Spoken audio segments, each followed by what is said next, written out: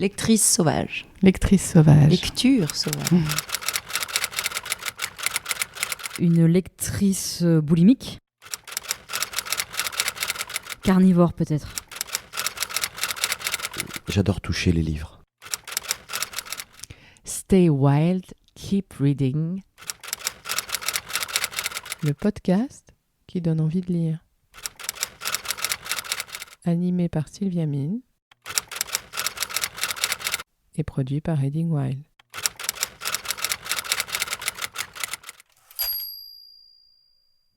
Arthur H, bonjour. Bonjour.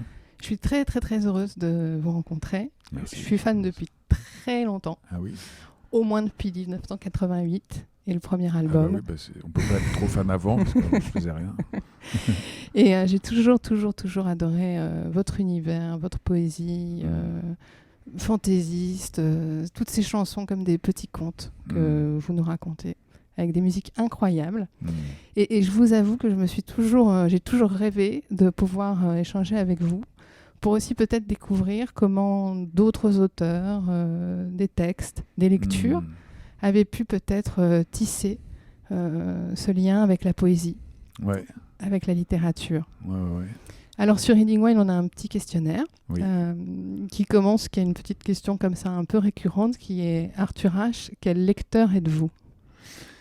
Je suis un lecteur un peu infidèle parce que ça m'arrive souvent de commencer des livres et de ne pas pouvoir les finir. Et en tournée, je suis un petit lecteur. En plus, là, j'écris un livre, j'écris mon propre livre, donc ça demande énormément de temps, de concentration. Du coup, je lis pas beaucoup, en fait. J'adore lire, j'aime lire, mais des fois, il me suffit de lire une page, un extrait pour faire partir l'imagination, pour montrer quelque chose. Voilà, je suis un lecteur capricieux. Les premiers moments avec la lecture, j'ai lu que votre maman vous faisait beaucoup de lectures à voix haute. Oui, c'est vrai, oui. Quand j'étais petit, j'étais un gros lecteur, vraiment un peu précoce en fait. Alors effectivement, ma mère m'a lu des histoires, notamment deux dont j'ai quand même quelques souvenirs. Enfin, j'ai souvenir de l'ambiance, c'est 3 hommes dans un bateau, un livre comique qui est peut-être un peu maintenant un peu dépassé, un peu vieux jeu, mais voilà, 3 hommes dans un bateau, ça nous faisait beaucoup rire. Et puis Le Grand Maulne aussi, Ouais, Alain qui est Fournier. assez mystérieux, que j'aimerais bien relire d'ailleurs. Je serais très curieux de le relire. Très mystérieux, fantomatique. Et après, voilà, bon, j'avais tous les trucs genre Bibliothèque verte et tout ça, des choses d'aventure, un peu de science-fiction déjà, j'aimais beaucoup ça. Et puis, vers 10 ans, j'ai eu une passion assez étrange pour la Commune de Paris, l'histoire de la Commune de Paris. Ouais. Donc, j'ai vraiment lu des biographies de communards, des mémoires de communards, des gros pavés, les mémoires de Jules Vallès, des trucs comme ça, des trucs que tu lis pas à 10 ans Non. normalement, tu vois. Les gamins de 10 ans qui lisent les mémoires de Jules Vallès, bon, c'est rare. Il y a 30 ans, ou enfin 40 ans ou maintenant, c'est pareil. Ouais. Donc voilà, j'ai lu un paquet de bouquins sur la Commune de Paris, notamment des gros machins, quoi, des gros pavés, quoi. Et cette passion, c'était pour le récit, l'histoire, c'était... C'était, je sais pas pourquoi, vraiment, ça m'excitait en fait, cette idée que pendant 3 mois, comme ça, Paris était fermé et était une espèce de commune indépendante où tout était possible, où les gens créaient d'autres rapports, cette liberté. Puis aussi, après la tragédie de la fin de la commune, avec les Versaillais qui rentrent et puis qui cassent tout, quoi, qui sans pitié, voilà, ils détruisent comme ça avec beaucoup de vigueur toute cette tentative d'exister différemment. Donc voilà, c'est un côté tragique aussi qui était assez touchant. Voilà. Avant, à la Commune de Paris, j'avais une passion pour les Grecs, la mythologie grecque, donc j'avais lu quand même un paquet de... Enfin, évidemment, pas le texte original, comment ça s'appelle, des simplifications de l'Odyssée, l'Énéide. Oui, les récits, les épopées. Voilà, j'avais tous lu. J'aimais beaucoup ça. Ouais. Des lectures pleines de héros, ouais. Ouais, les héros, les Grecs et les Vikings, ça, j'étais assez spécialiste en fait. Dans mon enfance, j'étais spécialiste. Spécialiste des Grecs, des Vikings et de la Commune de Paris. Ouais, c'était 3 sujets où je connaissais pas mal de trucs, quoi. J'avais beaucoup lu. Ensuite, la grande découverte de mon adolescence, c'est Hermann Hesse. Ouais. Hermann Hesse qui est vraiment l'écrivain de l'adolescence, quoi, du passage comme ça. Qu'on le relit adulte, ça n'a pas vraiment d'intérêt. Mais c'était quelqu'un qui a ouvert des portes, qui a été beaucoup lu dans les années 60, parce que il prenait une forme de liberté. Aussi, les années 60, c'était aussi les jeunes gens, les adolescents qui avaient envie de prendre leur destin en main et d'être indépendants des adultes et tout ça. Donc moi, c'est ça que ça m'a fait. C'était puissant, Hermann Hesse, hein. Ça m'a vraiment marqué, quoi. Siddhartha, le fait de vivre par soi-même et d'oser prendre sa liberté. Parce qu'à 15 ans, j'ai fait une grande fugue, et cette fugue a été quand même beaucoup nourrie par les lectures d'Hermann Hesse. Enfin, ça l'a beaucoup... D'accord. Narcisse et Goldmoon, et surtout 2 livres d'Aimian et Le Loup des Steppes, où il y avait tout cet imaginaire européen un peu magique, allemand, romantique, un peu sombre aussi, un peu assez tendu, alchimique. Voilà, tout cet imaginaire très européen dans lequel je me retrouvais complètement. Voilà, Hermann Hesse, ça m'a marqué. Alors, évidemment, c'est un auteur qu'on peut pas lire adulte, parce que ça n'a vraiment aucun intérêt. C'est la littérature initiatique pour adolescents. Et qui vous a effectivement... Vous les avez emmenés, les livres d'Hermann Hesse, dans cette fugue dont vous parlez ? Alors ça, je me rappelle plus, mais je les ai beaucoup lus par là, en tout cas. Je les ai lus et relus, quoi. Vraiment, ça m'habitait complètement. Et vous parliez des fantômes. C'est très présent dans vos textes, dans votre univers. Il y a un très joli livre d'ailleurs qui vient de sortir au Point, qui reprend toutes vos paroles de chansons, et où on perçoit encore mieux, si c'était nécessaire, à quel point chaque chanson est un petit récit. Moi, je suis vraiment fascinée par votre capacité d'évocation, l'univers très très imagé, ce que vous arrivez à provoquer à travers les figures féminines, animales, la nuit, la lune, l'univers. C'est assez extraordinaire, ça.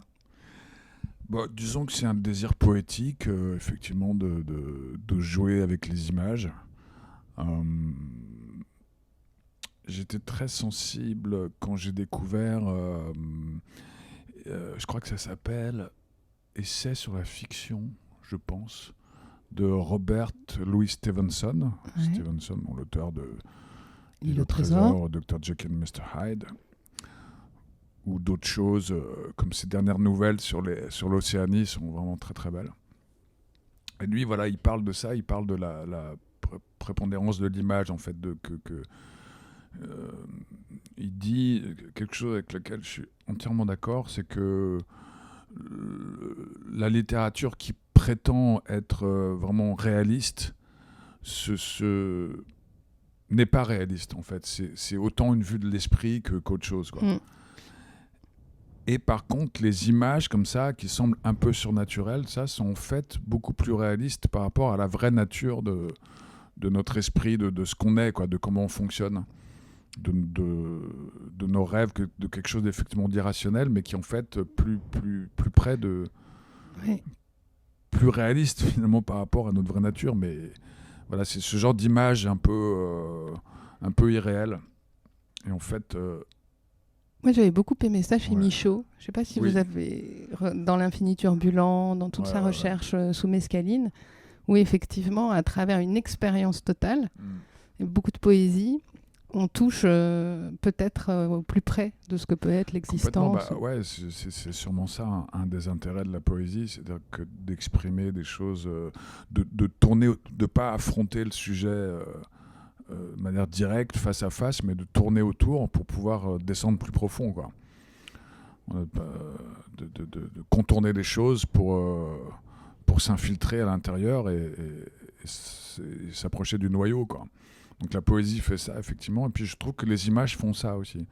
Les images, elles font pas la morale, elles ont pas de message particulièrement, simplement elles expriment quelque chose de vibrant qui est là. Et donc effectivement, quand j'écris des chansons, ou même ce livre-là, pour moi c'est vachement, enfin c'est capital de faire naître des images, quoi. C'est comme ça que je fonctionne. Quand j'écris une chanson, je veux qu'il y ait des images qui apparaissent. Et on en a plein qui apparaissent. Tant mieux, tant mieux. La rencontre avec la poésie, justement, c'est quoi le premier choc ? Et c'est assez tôt, vers, je pense, 12-13 ans, avec Baudelaire. Alors j'étais très... j'écoutais de la Cold Wave, finalement très romantique. Genre plus ça va mal et plus t'es intègre, quoi. Si tu vas bien, t'es un peu con, et si tu vas mal, ça veut dire que t'es dans le vrai, quoi. Donc chez Baudelaire, il y a quand même pas mal de ça. Ouais. Et donc ça me parlait beaucoup. Et Baudelaire, ça m'a vraiment marqué. C'est vrai que encore une fois, c'est une lecture d'adolescence. C'est pas quelqu'un que je relis maintenant. Parce que maintenant, je trouve ça un peu trop romantique, même si c'est très très bien écrit. Les phrases sont sublimes, mais c'est quand même... c'est dense. Ouais, et puis il se complaît un peu aussi dans ses humeurs sombres. Mais moi, c'est quand même très très beau. Mais c'est vrai que ça m'a beaucoup influencé, quoi, dans les couleurs de la phrase, le rythme de la phrase, son imaginaire aussi, féminin. Quand il y a une espèce de déesse qui marche sur la géante, ce genre de choses, là, ça m'a marqué, ça. Oui, chez vous aussi, les femmes sont des déesses. Oui. Ouais. Donc Baudelaire, je l'ai beaucoup lu aussi. Après Rimbaud, bien sûr. Et puis Artaud aussi, j'aimais beaucoup Artaud. J'ai découvert un peu plus tard, mais alors Artaud, c'était aussi un choc, quoi. Quand j'ai découvert les surréalistes, et puis je me suis dit, ah putain, tout ce que j'aime en fait dans la musique anglo-saxonne, anglaise et américaine, y a l'équivalent en littérature chez ces gens-là, quoi. Depuis Baudelaire jusqu'aux surréalistes et tout ça, il y a l'équivalent, mais malheureusement pas musical, uniquement littéraire.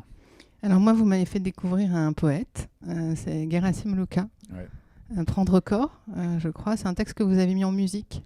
C'était l'album Baba Love. Oui. Ouais. Et c'est incroyable. J'ai mis en musique 2 fois sur Baba Love, un peu comme une chanson, et puis sur Lorderos, où là je le récite plus. Et c'est un texte qui est vraiment sublime, parce que je pense en partie la langue maternelle de Gerasim Luka était le roumain. Le roumain. Il parlait yiddish aussi, il était d'une famille juive. Et quand il a décidé d'abandonner le roumain, parce que pour lui le roumain c'était une société extrêmement conservatrice, ils sont passés du fascisme au communisme, donc avec beaucoup d'espoir, mais finalement Gerasim Luka s'est aperçu que c'était la même chose. C'est-à-dire qu'il y avait une espèce de moralité de bas étage comme ça, très, très intolérante, très prude, vraiment dans le mauvais sens du terme. Donc il s'est senti complètement enfermé dans sa propre culture. Et il voyait bien qu'il n'y avait vraiment aucun échappatoire. Donc il allait en France. Et puis là, le français, pour lui, a symbolisé vraiment la liberté, quoi. Mais aussi, c'était quelqu'un d'indocile, d'insolent. Et il voulait, par exemple, il n'a jamais voulu avoir de passeport. Il dit, moi je suis apatride, vous n'allez pas m'enfermer. Déjà que je me suis cassé de la Roumanie, arrêtez de me faire chier avec l'identité, quoi. Moi je suis multiple. Et libre. Ouais, ce qui lui a posé des problèmes, parce qu'à un moment on a voulu le renvoyer, enfin ça a été assez dur, ça, parce qu'à un moment, tu peux pas être libre en fait, en vrai, quoi. Il y a un moment où ils te rattrapent, ils disent, non, t'as pas le droit, tu peux pas, on t'autorise pas à faire ça, tu vois. Donc il pouvait pas voyager, ça lui a pesé, mais enfin bref, il a voulu se sentir libre avec le français aussi. Il l'a pas révéré comme la langue sublime, le français. Il est rentré dedans, il a mis des bâtons de dynamite partout, il les a allumés, et puis il a joué avec le langage comme, je dirais, seul un étranger peut jouer avec, parce qu'il s'est senti complètement libre. Et aussi, il a entendu des sons que nous, on n'entend pas. Il a écouté le français comme nous, on ne peut pas l'écouter, on ne peut pas l'entendre, parce qu'on est trop habitués. Donc ça rend sa poésie parfois assez extraordinaire. Et très, très accessible en même temps, par l'image, très universel. Ouais, très rythmique aussi. Alors, Oui. chez Gerasim Luka, il y a aussi une grande violence. Quand même, c'est quelqu'un qui, je pense, qui avait absorbé beaucoup de violence, et dans cette espèce de bégaiement aussi de la phrase, là, c'est quand même... c'est pas très, très doux, quoi. C'est vraiment... ça rentre dedans de façon très, très directe. Et c'est pas le français de Baudelaire harmonieux, tout ça, c'est vraiment... Il casse la langue, quoi. Et il bégaye aussi, il bégaye beaucoup, comme il n'arrive pas à parler, mais il veut parler quand même. D'ailleurs, à la Maison de la Poésie, je veux bientôt faire un spectacle qui va mettre un peu en résonance Christophe Tarkos, un poète français, et Gerasim Luka, et qui ont tous les deux cette forme de violence dans le bégaiement de la phrase. Parce qu'il faut que ça sorte, mais ça ne va pas sortir de manière fluide, tranquille, ça va sortir de manière chaotique. Et vous avez encore en tête les premières phrases de Prendre corps? Alors moi j'ai une très très mauvaise mémoire. J'ai dit plein de fois.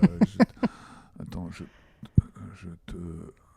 te flore, tu me faunes, je te porte, tu me fenêtres.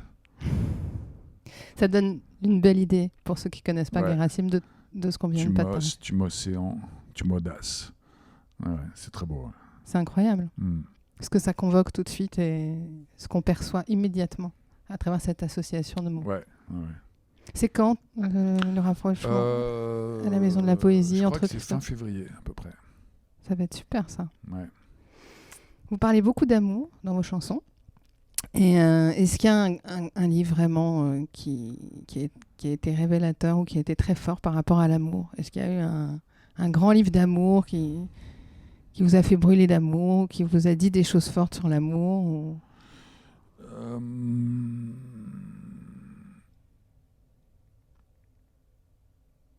Là, tout de suite, non, je vois pas. Parce que les chocs esthétiques qu'on a dans l'adolescence, qui sont extrêmement nourrissants et qui nous font grandir et qui nous ouvrent plein de perspectives, ils sont propres à l'adolescence. Après, après, on peut avoir des belles rencontres, mais elles sont pas aussi marquantes que ce genre de découverte, ce genre de disponibilité qu'on a intérieure quand on est adolescent. Alors je remets pas tout sur l'adolescence, mais simplement c'est vrai que c'est un moment où on est spécialement ouvert, disponible, prêt à recevoir plein de choses, prêt à être marqué par des choses, parce qu'on ne connaît pas, on découvre. Et ensuite, enfin, en tout cas dans mon cas, ensuite, après, c'était plus d'exprimer les choses que j'avais reçues, d'essayer de les exprimer à ma propre manière. Donc j'ai eu des livres, effectivement, qui m'ont marqué, mais beaucoup moins, quoi. Mais pas beaucoup moins qu'avant. Et aujourd'hui, par rapport à ce qu'on vient de dire sur l'adolescence, pourquoi lisez-vous? Qu'est-ce que ça vous apporte aujourd'hui? Une bulle, un refuge, encore beaucoup de connaissances? Je lis toutes sortes de choses. Qu'est-ce que je lis? Là, j'ai lu des biographies de Bach et de Ravel. Donc c'est parce que j'avais envie de comprendre des choses et tout ça. Donc ça, c'était très bien. Ça me permettait d'écouter la musique de façon différente aussi. Donc des espèces de gros pavés aussi que j'ai évidemment pas fini et que je lis de temps en temps. On n'est pas obligé de finir un livre. Ça fait partie des droits imprescriptibles du lecteur. Ouais. Ah si, j'ai lu cet été des Philippe Cadic. Ah oui. Ouais. Comment il s'appelle là, celui qui a inspiré Blade Runner, les androïdes rêvent-ils de moutons électriques, je crois. Celui-là que j'ai beaucoup aimé. J'ai lu 2-3 bouquins de Philippe Cadic que j'ai... Mais après, je trouve c'est très très créatif dans ses idées qui sont vraiment folles et assez géniales. Dans l'écriture, c'est pas génial parce qu'il écrit ça un peu comme Pulp Fiction, quoi. Tu sens que c'est écrit assez vite comme ça. Et puis après, il se répète beaucoup. Une fois que tu as lu 2-3 livres, tu vois les mêmes idées réapparaître, les mêmes obsessions, ce qui est normal, hein, d'ailleurs. C'est pas une critique, mais voilà. Dans mon adolescence, il y avait aussi un auteur de science-fiction qui m'avait marqué, qui est Theodore Sturgeon, qui est un peu l'ancêtre de Philip K. Dick, qui a fait un livre que j'avais lu et relu aussi, Cristal qui songe. En fait, c'est de la science-fiction, mais dans un cirque. Ah. Et c'est un très joli livre qui m'a marqué aussi. Mais c'est pareil, si je le relis aujourd'hui, il me marque moins que quand je l'ai lu à l'époque. Eh bien, merci Arthur H. Ouais, merci beaucoup. Merci. Stay wild, keep reading. Le podcast qui donne envie de lire. Animé par Sylvia Mine et produit par Reading Wild.